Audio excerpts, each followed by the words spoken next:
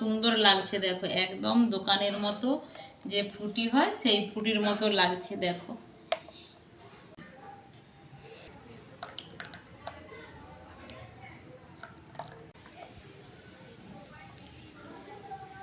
একদম সুন্দর হয়েছে দেখতে, একদম ফ্রুটি। একেবারে দোকান থেকে যেরকম মানে ফ্রুটি কিনে আনা হয় একেবারে সেরকম হয়েছে।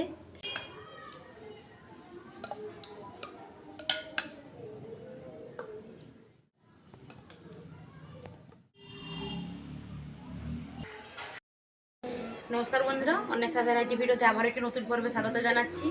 আজকে একদম নতুন ধরনের রেসিপি নিয়ে তোমাদের সামনে হাজির হয়েছি। আজকে আমি বানাবো পাকা আম দিয়ে ফ্রুটি। দোকানে আমরা ফ্রুটি কিনে খাই তো কেমিক্যাল যুক্ত, আর কেমিক্যাল ছাড়াই কীভাবে পাকা আম দিয়ে ফ্রুটি বানানো যায় বাড়িতেই, সেটা তোমাদের সঙ্গে ভিডিওর মাধ্যমে শেয়ার করব। তোমরা পুরো ভিডিওটা দেখতে থাকো, আশা করছি ভিডিওটা খুবই ভালো লাগবে। চলো তাহলে কীভাবে পাকা আম দিয়ে ফ্রুটি বানাচ্ছি সেটাই তোমরা দেখতে থাকো। তো বন্ধুরা, আমি রান্নাঘরে চলে এসেছি। এই আম দিয়ে আজকে তোমাদেরকে ফ্রুটি বানিয়ে দেখাবো। একদম পাকা আম দেখো, 750 গ্রাম দুটো আমে আমার হয়েছে 750। আর এই পাকা আমের সঙ্গে লাগবে আমার একটা কাঁচা আম। তো আমি দুটো কাঁচা আম নিয়েছি, তো আমি একটা কাঁচা আম নেব। চলো আমগুলোকে আমি আগে কেটে নিই। তো বন্ধুরা, আমি আমগুলোকে ধুয়ে নিয়েছি, যেহেতু বাজার থেকে নিয়ে এসেছি। আর আমগুলোকে কেটে নিচ্ছি, দেখো কতটা ফ্রেশ।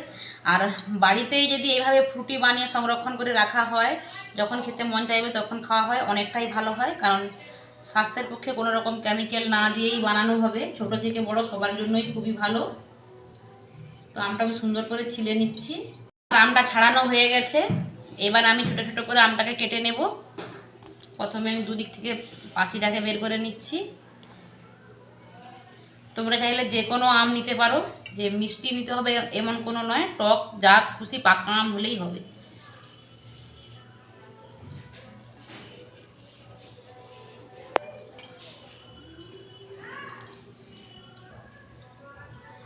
আমগুলোকে এভাবে একটু টুকরো করে নিচ্ছি।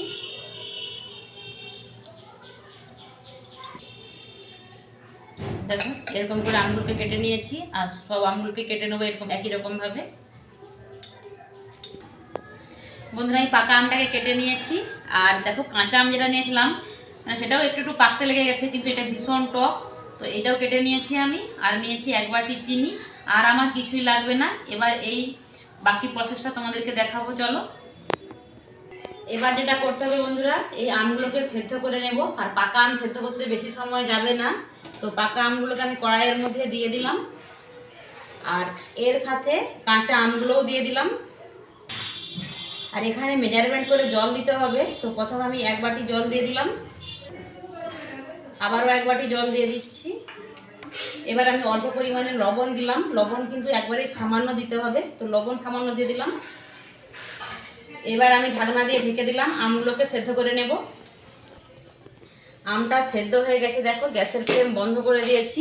আর যেহেতু পাকা আম তাড়াতাড়ি সেদ্ধ হয়ে গেছে, আর কাঁচাগুলোও সেদ্ধ হয়ে গেছে। চলো এবার আমটাকে আমি ঢেলে নিয়ে ঠান্ডা করে নেব। এবার আমি ওই ফ্রুটি বানানোর জন্য আমার চিনির শিরা লাগবে। তার জন্য আমি 1 বাটি চিনি নিয়েছি, ওজনে এটা 200 গ্রাম হবে চিনিটা। আর এতে আমি জল দিয়ে দিচ্ছি মেপে। সমস্ত কিছু জল দিলে মেপে দিতে হবে, আন্দাজে দেওয়া চলবে না। তো এটা তো আমি 2 বাটি জল দিয়ে দিচ্ছি।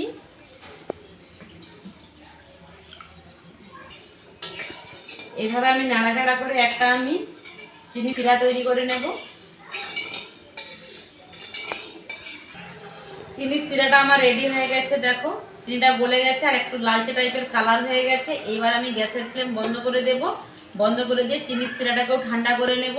তো সব কিছু ঠান্ডা করে আমি ফিরে আসছি তোমাদের সামনে। আমার চিনির শিরা দুটোই ঠান্ডা করে তারপর ফিরে এসেছি। দেখো আমটা খুব সুন্দর সেদ্ধ হয়ে গেছে, কিন্তু এই যে একটু আমের যে শিরাগুলো থাকে সেগুলো একটু দরদরা লাগছে। তার জন্য আমি মিক্সার গ্রাইন্ডারে দিয়ে একটা সুন্দর পেস্ট করে নেব।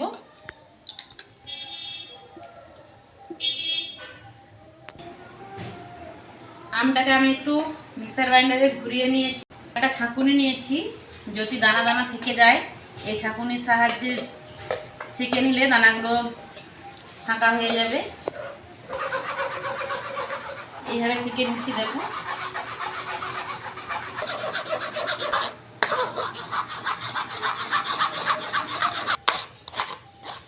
দেখো এইগুলো আমার দানা দানা রয়ে গেছে, এগুলো আমি নেব না। আর বাকিটা দেখো সুন্দরভাবে ছাঁকা হয়ে গেছে। এবার হাত দিয়ে ছাঁকুনির পেছনটাকে এইভাবে নিয়ে নিচ্ছি।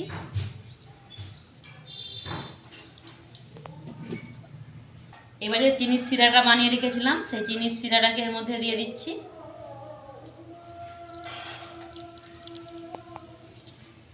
এবার চিনির শিরাটাকে ভালো করে মিশিয়ে নেব এই আমের কাতের সাথে।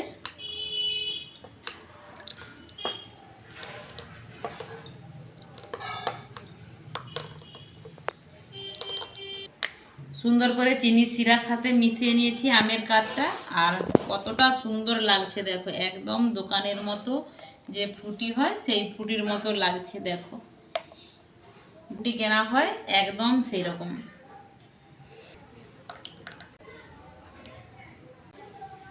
একদম সুন্দর হয়েছে দেখতে, একদম ফ্রুটি। এতে কিন্তু বরফের টুকরো কিংবা ফ্রিজের ঠান্ডা জল কোনোটাই দেওয়া চলবে না। বরফের টুকরো দিলে এটা বরফটা গলে গিয়ে ঠান্ডা মানে জল মানে পাতলা হয়ে যাবে। আর মানে বরফের জলও দেওয়া চলবে না, কোনো কিছুই দেওয়া চলবে না। এটাকে তোমরা চাইলে ফ্রিজে রেখে দেবে, রেখে দিয়ে তারপর খাবে। খেলে এটা খেতে ভালো লাগবে। তো তাই আমরা এখন এটাকে আমি ফ্রিজে রেখে দেব প্রায় 1 ঘন্টা মতো, ঠান্ডা করে তারপর তোমাদেরকে দেখাবো। আমি ঠান্ডা করে ফিরে এসেছি। আর এইবার আমি গ্লাসে ভরবো। ফ্রিজ থেকে বের করে এবার আমি পরিবেশন করে দিচ্ছি গ্লাসে। আর একেবারে দোকান থেকে যেরকম মানে ফ্রুটি কিনে আনা হয় একেবারে সেরকম হয়েছে। তাহলে কত সহজেই কেমিক্যাল ছাড়া এই ফ্রুটি বানিয়ে বাড়িতে সংরক্ষণ করে রাখা যাবে। বাচ্চা থেকে বড় সবাই আমরা খাবো, স্বাস্থ্যের পক্ষেও ভালো। কোনো কেমিক্যাল বা বাজারের কোনো খারাপ আমের মানে খাওয়ার কোনো সম্ভাবনা থাকবে না। কতটা মানে ভালো বাড়িতে বানালে।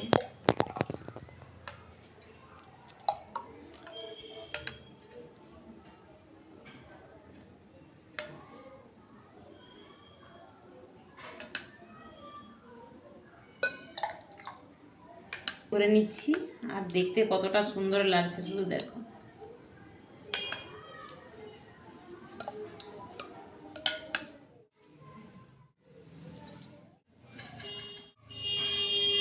বন্ধুরা তাহলে কত সহজেই বাড়িতেই আম দিয়ে ফ্রুটি বানিয়ে তোমাদেরকে দেখালাম, কোনো রকম কেমিক্যাল ছাড়াই। বাচ্চা থেকে বড় সবারই স্বাস্থ্যের পক্ষে এই বাড়িতে বানানো ফ্রুটি খাওয়া মানে খুবই ভালো।